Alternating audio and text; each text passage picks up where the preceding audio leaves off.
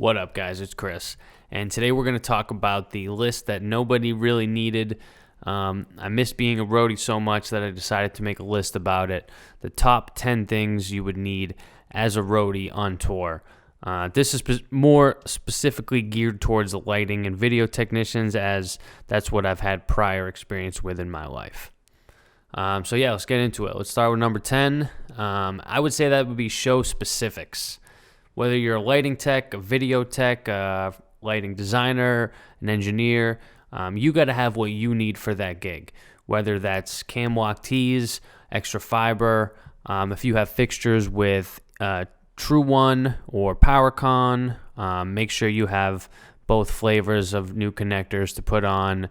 If you're a video engineer, make sure you have a bunch of extra cables, SDI, DVI, HDMI, all sorts of stuff. If you have a couple fixtures that have 3-pin, make sure you have 3 to 5 adapters, and lots of spares. Depending on how long your tour is, who your vendor is, all that stuff, having the right amount of spares, the right amount of expendables on the gig will make it a lot easier, for sure. Number 9 is pretty important too, and could also be show specific. I included cable testers.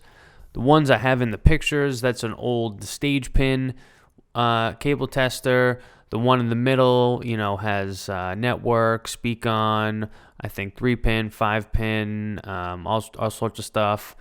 The one in the top left corner, that's just a Cat 5 network tester. That'll tell you if your 8 wires in the Cat 5 cable are good or if there's anything that's crossed.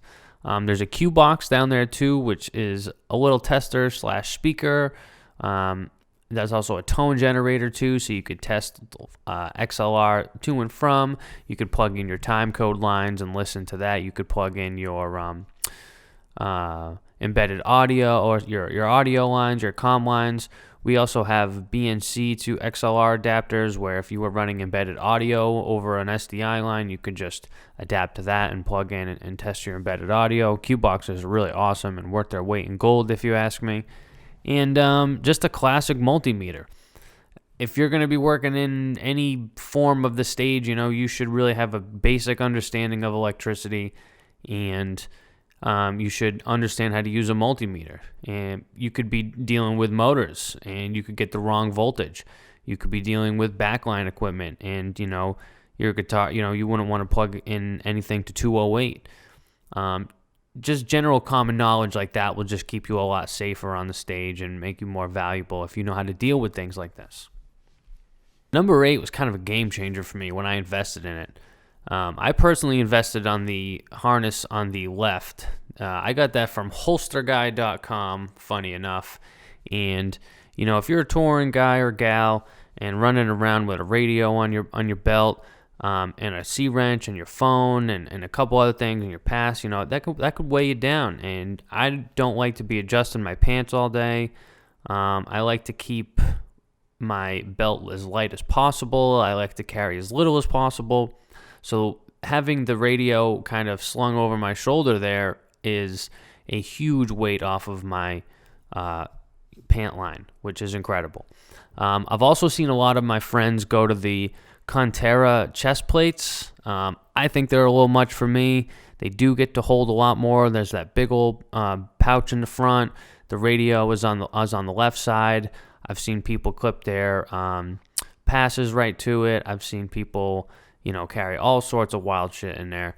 Number 7 is a huge one, probably a little underrated if you ask me now that I'm reviewing everything, but that's having an up-to-date passport, definitely with TSA pre-check or clear. I pay, I think it's like $75 for 5 years worth of TSA pre-check, and that is worth it every penny. I would pay $75 one time just to skip some of these lines. TSA pre-check basically means, they had a background check on you. You're not, a threat, this, that, and the other thing. And you go into a special line. You don't got to take your shoes off. You don't got to take your laptop out.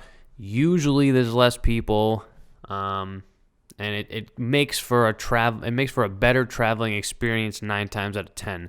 If you travel as much as you hope to, or if you tour as much as you want to, it'll become a big deal, especially if you're an LD in the summertime. You're flying around to all these festival dates. Having status on an airline, having TSA pre-check, having global entry if you're doing a lot of international stuff. It makes a huge difference when you're traveling as often as we all once were. Number 6 is a Multitool or Leatherman. I carry a Leatherman. It's a little less aggressive than this one is, but it is, a necessity. A C-wrench can't do it all, and that's where the Multitool comes in. It's a knife. It can be a screwdriver. It's pliers. You don't really need much more than that, and if you do, someone's going to have it in a work box or a Pelican or a toolbox or something like that, but for 9 times out of 10, fixing a moving light clamp, whacking an LED header back into place, things like that. You can get away with a wrench. You can get away with a multi-tool about 9 times out of 10. Number 5, halfway through, backpacks and luggage. If you buy cheap luggage, it's not going to last on the road. You're going to be slamming your luggage in and out of the bus bays every other day, every couple of days when you go to hotels, taking it into the venue to do laundry, slamming it on parking lot grounds, slamming it on street grounds to change clothes, things of that nature. In this particular picture, I have shown an away bag. That's what I have. I've had it for about 2 or 3 years now, and I find it to be very durable. They also have a policy where you can just take it to an away store, which there's not, a ton throughout the country, but there is enough. And they'll just fix it for you, no questions asked. So that's pretty awesome. The other thing that's important would be a backpack. I roll around with my backpack everywhere. That has, an extra layer or 2 in it. It'll have all my chargers, my laptop, some of my go-to tools that I'll need before the work box come off the truck. Sometimes any paperwork, stuff like that. I'll keep all that in there. I have a North Face backpack with my laptop in a hard case, so that's how I get away with that. I know a lot of people that have the Pelican backpacks and they love it. To me, they're a little heavier than not, and I wear my backpack a lot, so I like to keep it as light as possible. The last thing I'll mention about luggage is there's a small duffel bag in the top right corner, and that's like your day-to-day bag, right? We call that a day bag. You might put your change of clothes in there. You might put, your toiletries in there, your toothbrush, certain things like that, because you don't want to be dragging your luggage into the venue every night. You don't want to load out, go out to the bus, drag your luggage inside. You want to just have a little day bag you can just grab, run to the showers, do a quick change, and just kind of keep a rotation of clothes in there, as you go in, and keep it light. A lot of these places, the security is heightened because of a lot of, wild shit going on, and, they check you, so you just want to be bringing in and out as little amount of things to the venue. It also helps to not lose things and stuff, so I would definitely recommend a backpack, hardy luggage, and a good day bag. Number 4 would be a laptop. And it seems pretty self-explanatory, but I'm always surprised as to how many techs and LDs don't own a laptop. As a guy who makes plots and previses and does Grand MA on PC, not having a laptop would seem impossible to me. You can use it to test things in the network. You could use it as a source of video if you were testing SDI runs. All you need is an HDMI, cable, and then there's your video source. If you have a USB capture card, you could run around and test, video signals. If your computer has a NIC on it, you can use it and test network stuff all around. You can troubleshoot maybe your ArtNet network or your streaming ACN network. I think, again, a laptop's worth its weight in gold. Between emails and Master Tour and current changes and plot updates and all sorts of stuff, and reading venue specs ahead of time, I really don't know how people get around without one. Number 3, pretty simple, Crescent wrench or a C wrench, an adjustable wrench, whatever you want to call it. As a lighting guy, this is pretty much the only tool you'll need to make a successful load-in. Of course, problems arise, and you might need tools, or you might need a screwdriver, or this, that, and the other thing, but 9 times out of 10, I would just get by load-ins with, a crescent wrench. And if I ever was off the ground, say on a ladder or in a bucket or in a scissor lift or climbing on the truss, I would always, always, always make sure that it was attached to me by some sort of lanyard. I can't stress safety enough. Safety first, and you can't be dropping wrenches on people's heads when you're 30, 40, 50 feet up in the air. God forbid the artist was under there and you drop it on their heads. It's just not a good scene. So make sure you always have a lanyard attached to your wrench or your tools when you're up above, doing a focus wherever. As you can see in the right corner, that's my personal wrench, which is attached to a green lanyard. What I do to kind of customize it and personalize it a little bit more is I'll take black electrical tape and wrap the handle of it, and then I'll take a little tiny label and print my initials on it. Then I'll take a piece of heat shrink and place it over the smaller end and heat shrink my label over the black. This kind of gives it a black and green aesthetic, which is visually pleasing to me. There's no confusion at the end of the day. If I see a stagehand with it, I say, hey, pal, that's mine. The heat shrink adds a little bit extra grip that sometimes the bare metal handle kind of would allow you to slip if you were, working outside or in Florida or in Texas on a real hot day or something like that. So that's just kind of what I do with my wrenches, and I probably have about 20 of them that are just like this. Number 2. You had to know it was coming. Tape. What can I say? Tape is good for anything, whether it be gaff tape, electrical tape, spike tape, board tape. There's all sorts of flavors in this photo, and I've used tape for almost anything. I've used tape, to cover holes in LEDs. I've used tape to cover scenic pieces. I've used tape to cover up cracks in moving lights. I've used tape to hold together moving lights for a show. Anything you can think of, I've used tape for. Again, that stuff's worth its weight in gold. I always try to take as much as I can from the gig so that I always have as much going into the next gig as possible. Yeah, I love tape. Most roadies do. It's good stuff, It really just is good stuff. Before we get to number 1, I just wanted to mention some honorable mentions.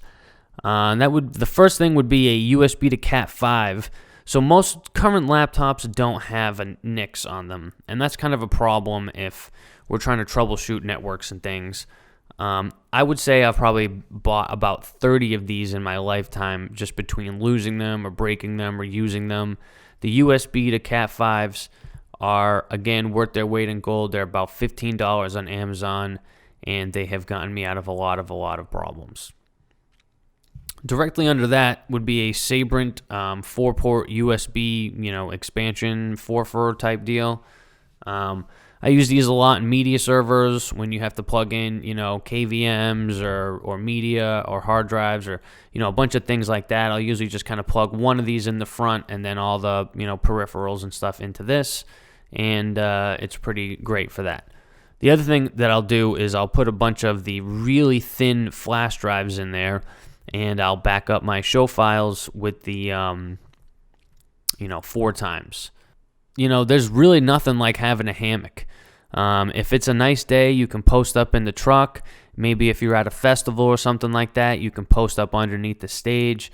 But having a hammock on those long festival days, really nothing beats it. And that kind of extends into the next thing, which would be a camping chair. Sometimes you don't have all the space in the world to set up a hammock. Sometimes you need to be a little more ready to go. If there's an issue, maybe you're on comm, this, that, and the other thing. What I've done is I've bought a small camping chair, especially on like tiny club tours. If I have to sit by Dimmer Beach, maybe the footprint's not the biggest in the world. Just get a comfortable camping chair with a small-ish footprint, and, it folds up into a small thing so you could throw it into a Pelican or your work box at the end of the night. And the last thing on the list I would say is a phone. this is kind of a given, but this is also taken for granted. To have your internet plan up, your data, all that stuff cooking. When the world stopped, Master Tour was it. We were getting emails every day, sure, this, that, and the other thing, but Master Tour was it. So you really had to be on your phone, paying attention to the schedule, and not necessarily distracted on your phone, but just keeping up with everything that your tour camp was doing. And number one, in my opinion, to me, the most important thing a roadie can have is his or her own work box or Pelican case or both. I certainly own my fair share of Pelican cases. As you can see, I have two 1510s and one 1610, which is enormous. And then I have my own work box.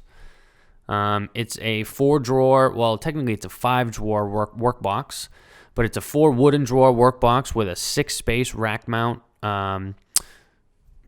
rack space in it. I've used a 2U rack mount drawer to give myself a 5th drawer, and I've mentioned in a couple other videos, I do have a Grand MA 2-port node. Sometimes I do travel with that in my work box if I need to test fixtures or certain things like that, or troubleshoot fixtures. I'll plug in my laptop and put a fixture through a test cycle sometimes. That work box I bought after my first tour, and it's been on every tour with me since. I don't know what I would do without it. Every drawer is action-packed with cables and testers and spares and, chapstick and Band-Aids and aspirins and tape galore you would not believe. I don't know what I would do without that work box. The work box, I think, was just under $1,500, while the Pelicans are significantly cheaper. However, they can hold less, but they're a lot easier to bring around the country. You can check one of those as a bag. A 1510 can go above the plane. You can bring that as your carry-on. A work box, especially something like mine, is a little harder to ship around the country, where you need trucks and a pallet, and it's going to cost a little more than $50 to throw on the plane for sure. So that's it. That's what I think the 10 most important things to a roadie is. And just let me know if you guys agree or disagree, or you have better suggestions, or maybe I missed something. I assumed everybody had black t-shirts, so that's why I didn't mention that.